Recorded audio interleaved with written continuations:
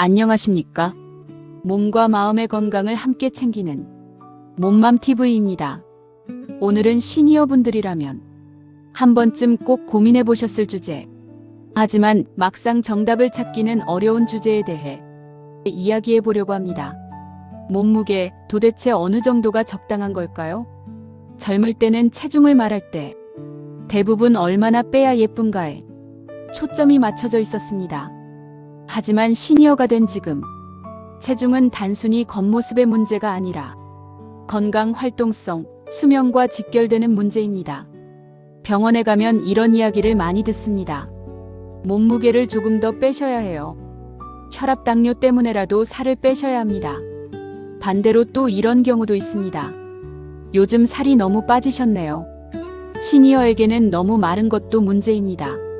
그래서 마음속에서 이런 혼란이 생깁니다. 도대체 어떻게 하라는 거지? 살을 빼라는 건지, 찌우지 말라는 건지. 오늘 이 시간은 살을 빼야 한다, 찌워야 한다를 단순히 나누는 것이 아니라 시니어에게 건강한 체중이란 어떤 상태인지, 너무 말라도 너무 쪄도 왜 문제가 되는지, 내 몸에 맞는 적정 체중을 어떻게 바라봐야 하는지, 이 부분을 차분하게 정리하는 시간이 되었으면 합니다. 먼저 한 가지를 분명히 말씀드리고 시작하겠습니다.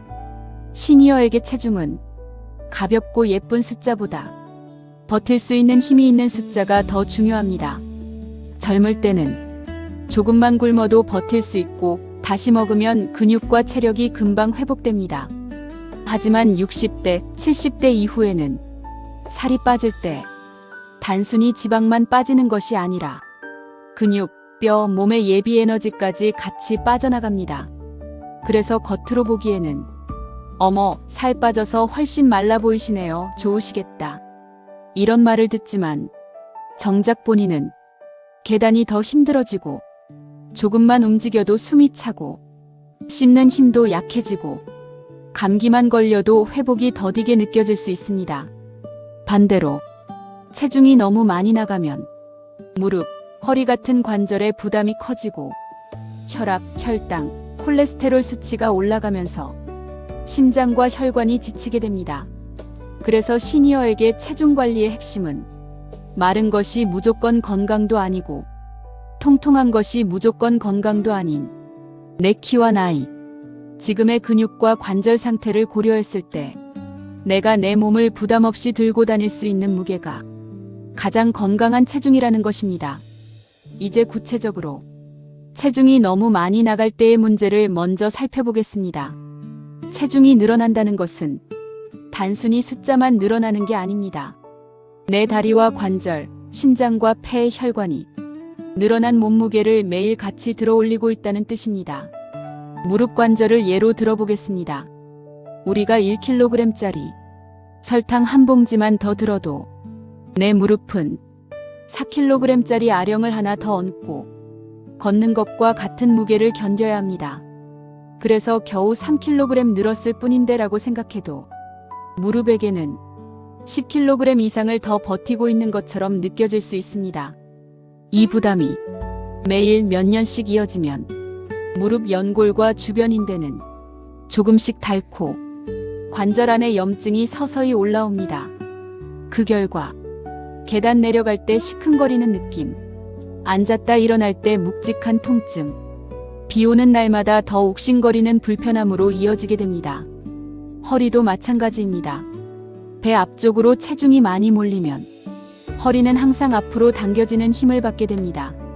이것을 버티기 위해 허리와 엉덩이 근육은 더욱 긴장하고, 그러다 보면 허리뼈 사이의 디스크와 관절이 지속적으로 압박을 받으면서 통증과 불편함이 반복될 수 있습니다. 또한 체중이 많이 나갈수록 고혈압, 당뇨, 고지혈증, 지방간 같은 대사질환의 위험도 함께 올라갑니다. 혈관 안을 흐르는 피가 기름기와 당분으로 탁해지면 심장과 뇌, 콩팥으로 가는 혈관벽이 조금씩 상처를 입고 그 위로 기름 덩어리가 붙으면서 혈관이 서서히 좁아집니다. 이 과정이 오랫동안 이어지면 뇌졸중, 심근경색 같은 위험한 질환의 위험이 커질 수 있습니다. 그래서 의사들이 체중 관리를 강조하는 이유는 겉모습 때문이 아니라 심장, 뇌, 관절, 혈관에 가는 부담을 줄이기 위함입니다. 살 좀만 더 빼세요라는 말 뒤에는 지금부터 5년, 10년 후에도 내 발로, 내 힘으로 생활할 수 있도록 도와드리고 싶다는 의미가 담겨 있다고 생각하시면 좋겠습니다. 그렇다면 체중이 적게 나가는 것은 무조건 좋은 것일까요? 시니어에게는 반대로 너무 마른 몸도 큰 위험이 될 수 있습니다. 젊은 시절에는 마른 몸을 부러워하는 시선이 많았습니다. 하지만 70대, 80대에 너무 마른 몸은 몸이 이겨낼 힘이 부족하다는 신호일 수 있습니다. 살이 빠진다는 것은 단순히 배와 팔, 다리의 지방만 빠지는 게 아니라 근육, 뼈, 면역력, 체력까지 함께 줄고 있다는 뜻이기도 합니다.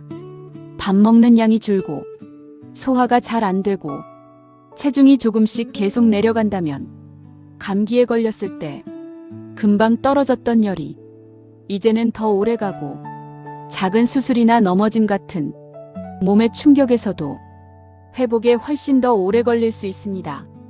또한 시니어 시기의 체중 감소는 단순한 다이어트가 아니라 우울감, 치매 초기, 암, 만성질환 악화 같은 다른 질환의 신호일 수도 있기 때문에 특히 주의해서 살펴봐야 합니다. 딱히 운동을 한 것도 아닌데, 식단을 크게 줄인 것도 아닌데, 옷이 자꾸 헐렁해진다. 몇 달 사이에 체중이 3kg, 4kg씩 줄었다. 이런 변화가 있다면 살 빠져서 좋다로 끝낼 일이 아니라 한 번쯤은 꼭 병원에서 체중 감소의 원인을 점검해 보는 것이 안전합니다. 또 너무 마르면 근육이 부족해지고 뼈가 약해질 가능성도 커집니다. 이렇게 근육과 뼈가 함께 약해진 상태는 넘어졌을 때 골절이 생길 위험이 훨씬 더 높습니다. 골절은 시니어에게 단순한 뼈 부상이 아니라 그 뒤에 이어지는 침대 생활, 근육 감소, 폐, 혈관 합병증 등으로 전반적인 건강을 크게 떨어뜨릴 수 있습니다. 그래서 시니어의 체중 관리에서 우리가 진짜로 목표로 삼아야 할 것은 남들 눈에 얼마나 말라 보이느냐가 아니라 내 근육과 뼈를 지킬 만큼의 체중은 있는가입니다. 그렇다면 도대체 어느 정도를 적정 체중이라고 부르면 좋을까요? 많이 들어보셨을 체질량 지수 BMI라는 기준이 있습니다. 키와 몸무게를 가지고 저체중, 정상체중, 과체중, 비만을 나누는 방식인데 젊은 성인에게는 이 수치가 어느 정도 잘 맞습니다. 하지만 시니어에게는 BMI만으로 모든 걸 판단하기에는 조금 부족한 점이 있습니다. 사실 젊은 분들은 BMI가 23만 넘어도 과체중이라며 살을 빼야 한다고 생각하시죠. 하지만 시니어는 다릅니다. 최근 연구들에 따르면 시니어의 경우 BMI 23에서 27 사이, 즉 우리가 흔히 약간 통통하다고 느끼는 정도가 오히려 사망률이 낮고 질병 회복력이 좋다는 결과들이 많습니다. 이를 비만의 역설이라고도 부르는데요. 너무 마른 것보다 살짝 통통한 상태가 갑작스러운 병을 이겨내는 비상용 에너지 역할을 해서 더 건강할 수 있다는 뜻입니다. 나이가 들면서 근육은 줄고 지방은 늘어나더라도 체중 숫자는 비슷할 수 있고 반대로 살이 빠졌는데 근육이 같이 빠져서 BMI는 정상으로 보이지만 실제로는 몸의 예비력이 크게 떨어져 있는 위험한 상태일 수도 있기 때문입니다. 특히 체중 숫자는 정상인데 근육은 없고 그 자리를 지방이 채우고 있는 상태, 바로 근감소성 비만을 가장 주의해야 합니다. 겉보기에는 문제가 없어 보여도 실제로는 기운이 없고 잘 넘어지며 대사 질환에 취약하기 때문입니다. 그래서 시니어에게는 단순히 몸무게를 줄이는 것보다 근육의 질을 높이는 것이 훨씬 더 중요한 숙제입니다. 그래서 시니어분들은 이렇게 생각해 주시면 좋습니다. 숫자는 참고만 하고 실제로 내 몸이 얼마나 버틸 힘이 있는지가 더 중요하다. 예를 들어 다음과 같은 것들을 체중과 함께 살펴보면 좋습니다. 의자에 앉았다가 팔을 많이 쓰지 않고도 무릎과 허벅지 힘으로 여유 있게 일어설 수 있는지, 집 앞 골목길을 숨이 너무 차지 않는 선에서 10분 이상 걸을 수 있는지, 가벼운 장바구니 정도는 한 손에 들고 집 안까지 무리 없이 걸어올 수 있는지, 이 세 가지가 너무 버겁지 않게 가능하다면 지금의 체중이 내 몸이 버틸 수 있는 범위에 가까이 있다고 볼 수 있습니다.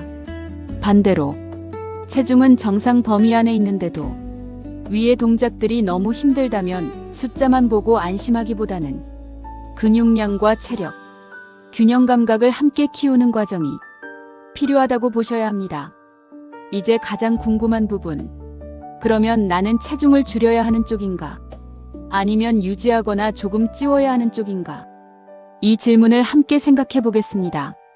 만약 현재 무릎 허리 통증이 심하고 고혈압, 당뇨, 지방간, 고지혈증 같은 대사질환이 있어 의사로부터 체중을 조금 줄이자는 이야기를 들으셨다면 체중을 아주 조금씩 하지만 꾸준히 줄이는 것이 건강에 도움이 될 가능성이 큽니다.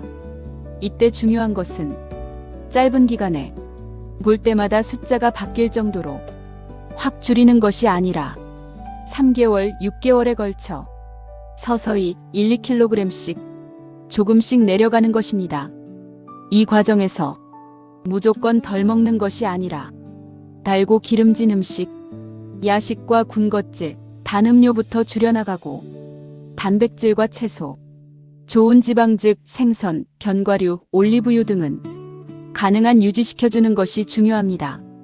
왜냐하면 밥과 빵, 과자만 줄이면 체중은 줄어도 근육이 함께 빠져버리기 때문에 체중계 숫자는 내려가는데 실제 몸은 더 약해지는 마른 비만 상태로 갈 수 있기 때문입니다.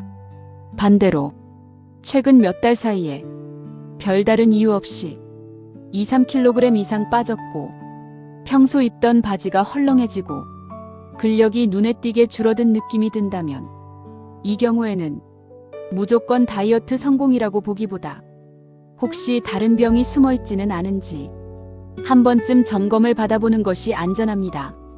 만약 검진에서 뚜렷한 문제가 발견되지 않았다면 이제는 체중을 더 빼는 것이 아니라 지금 있는 체중 안에서 근육과 균형, 식사질을 챙기면서 내가 버틸 수 있는 힘을 키워가는 방향으로 가야 합니다.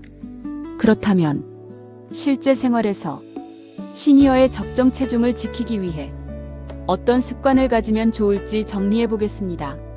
첫째, 체중계에 올라가는 숫자를 건강점검표 중 하나로만 바라보는 것입니다. 매일 오르락 내리락 하는 숫자에 일희일비하기보다는 일주일에 한 번 비슷한 시간대, 예를 들면 아침 식사 전에 가볍게 몸무게를 체크하시고 최근 3개월, 6개월 동안 전체적인 흐름이 어떻게 가고 있나를 보는 것이 좋습니다. 둘째, 밥상에서 양만 줄이기보다 질을 바꾸는데 더 신경 쓰는 것입니다. 밥과 국, 반찬 대신 밥 위주로만 드시는 경우가 많습니다. 이때 밥만 줄이면 배가 너무 고프고 간식과 빵, 과자로 도망가게 됩니다. 밥은 조금 덜어도 단백질은 우리 몸을 지탱하는 근육이라는 집을 짓는 벽돌과 같습니다. 밥량을 조금 줄이더라도 이 벽돌만큼은 꼭 충분히 넣어주셔야 체중을 줄여도 기운이 빠지지 않습니다. 체중은 서서히 줄이면서도 근육과 체력은 지키는 데 도움이 됩니다. 셋째, 걷기와 가벼운 근력 운동을 체중 관리의 기본짝으로 묶으시는 것입니다. 걷기는 살을 빼기 위한 운동이라기보다 몸이 들고 다니는 체중을 감당할 수 있게 만드는 운동이라고 생각해 주시면 좋겠습니다. 여기에 의자에서 앉았다 일어나기, 발 뒤꿈치 들기 같은 간단한 근력 운동을 함께하면 같은 체중이라도 더 가볍게 느껴지는 몸을 만들 수 있습니다. 넷째, 체중이 일정 범위를 넘어갈 때 경계선을 미리 정해두는 것입니다. 예를 들어 지금 체중이 60kg이라면 65kg을 넘기지 말자. 반대로 55kg 아래로 떨어지지 않게 하자. 이렇게 나만의 범위를 정해두고 그 선을 넘어가기 시작할 때 식사와 활동량을 다시 조정해보는 것입니다. 이렇게 하면 체중이 크게 출렁이지 않고 내 몸이 익숙하게 버틸 수 있는 범위 안에서 오르락내리락하며 안정을 찾을 수 있습니다. 마지막으로 이 말씀을 꼭 드리고 싶습니다. 시니어의 체중에는 젊었을 때와는 다른 기준이 필요합니다. 젊었을 때는 조금 마르면 부러움의 대상이었고 조금만 살이 쪄도 다이어트 이야기부터 꺼냈습니다. 하지만 지금의 우리는 살이 빠져서 예뻐 보이는가가 아니라 이 몸으로 앞으로 몇 년을 버틸 수 있는가가 더 중요한 시기를 살고 있습니다.